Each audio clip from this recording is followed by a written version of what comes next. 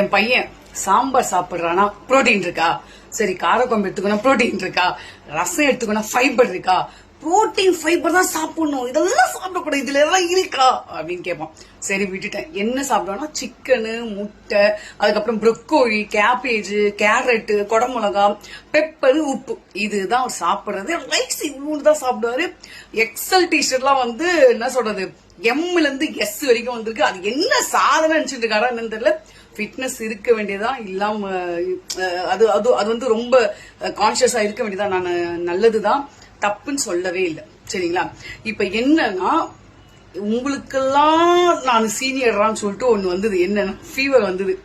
மா கொஞ்சோண்டு தொண்டெல்லாம் எரியுது, கொஞ்சம் உன் கையால என்னது, உன் கையால பெத்த தாய் என் கையால ரசம் கேட்டாப்பல. அதுக்கப்புறம் ஒரு 2 நாள் கழிச்சு ஜுரம் விடல. எப்படி விடும்? சும்மா புரோட்டீன்லயே அடிச்சா விட்டுருமா? புரோட்டீன் எடுத்துக்கணும், நல்லது. அது வந்து அதெல்லாம் கெட்டதெல்லாம் நான் சொல்ல வரல. அதுக்கப்புறம் என்னன்னா, வாயில வந்து டேஸ்டே தெரியலம்மா, உன் கையால கொஞ்சம் காரக்குழம்பு வச்சு தர முடியுமா? நான் வச்சு தரேன், அதுக்கு தானே இருக்கேன். இதுவும் சாப்பிடணும், அதுவும் சாப்பிடணும். இதை மட்டும் புரோட்டீன் மட்டுமே எடுத்தா அது வந்து உடம்புக்கு நல்லது கிடையாது. ஏன் பருப்புல ஃபைபர் இல்லையா? சாப்பிடக்கூடாதா? இதெல்லாம் கிடையாது, எல்லாமே எடுத்துக்கணும்.